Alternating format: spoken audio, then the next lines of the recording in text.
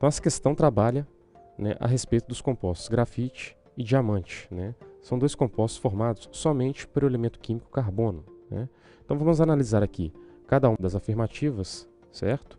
Afirmativa 1. A combustão completa de 1 mol de grafite produz 1 mol de dióxido de carbono, e o mesmo não acontece com diamante. Bom, essa afirmativa está incorreta, visto que grafite e diamante são formados exclusivamente por átomos de carbono. E a reação de combustão do carbono pode ser representada pela equação química a seguir. Carbono reagindo com gás oxigênio, que é o nosso comburente, formando somente, no caso, CO2, né? Observamos por meio do balanceamento aqui que 1 mol de carbono reage exatamente com a quantidade estequiométrica de 1 mol de gás oxigênio e forma exatamente 1 mol de CO2, né? Então, como grafite e diamante são formados exclusivamente por átomos de carbono, então podemos dizer que a combustão completa, né, de cada uma dessas espécies, de cada um desses compostos, vai gerar exatamente 1 mol de gás carbônico, de CO2. Então, a afirmativa 1 ela é falsa. Então, a afirmativa 2. Grafite e diamante são substâncias simples, né? Como dito anteriormente, para a afirmativa 1, tanto grafite quanto diamante podem ser representados aqui pela sigla do elemento químico carbono, porque são formados somente por átomos de carbono. Então, a afirmativa 2, ela fala uma verdade. Tanto grafite, tanto diamante são substâncias simples, visto que uma substância simples ela é aquela substância formada por átomos de um único elemento químico, no caso aqui, o elemento químico carbono. Afirmativa 3. No diamante, a ligação entre átomos de carbono é apolar, enquanto que no grafite, a ligação é polar. Também essa afirmativa está falsa, visto que em ambos os compostos existem a ligação entre átomos de carbono. Se nós observarmos a ligação covalente, nós temos que entre átomos de carbono não há diferença na eletronegatividade, certo? Então, no caso, a ligação covalente ela vai ser apolar, ok? Então, no caso aqui, a afirmativa 3 ela é falsa. Afirmativa 4. Por serem formados pelo mesmo elemento, as duas substâncias apresentam o mesmo ponto de fusão.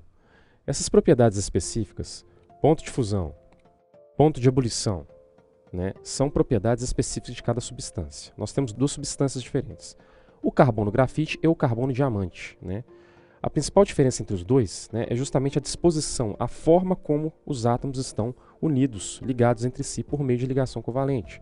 No caso do carbono diamante, o carbono diamante, cada átomo de carbono do carbono diamante, na verdade, está ligado por 4 ligações covalentes a outros átomos de carbono na estrutura. Então, no caso, o carbono diamante, ele apresenta uma estrutura mais coesa, certo? No entanto, o carbono grafite, ele é formado por folhas de átomos de carbono ligados em formato hexagonal, ou seja, cada átomo de carbono estará ligado a outros 3 átomos de carbono, certo?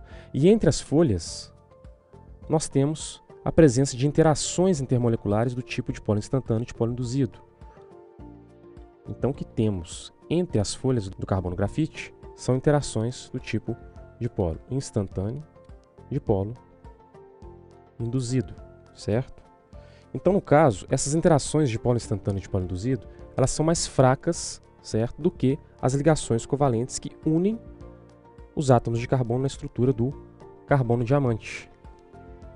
Assim, nós podemos concluir que o carbono grafite ele apresenta uma temperatura de fusão e também até mesmo de ebulição inferior às temperaturas de fusão e de ebulição do carbono diamante. Então, no caso aqui, a quarta afirmativa ela é falsa também. Afirmativa 5. As duas substâncias são variedades alotrópicas do carbono? Perfeito.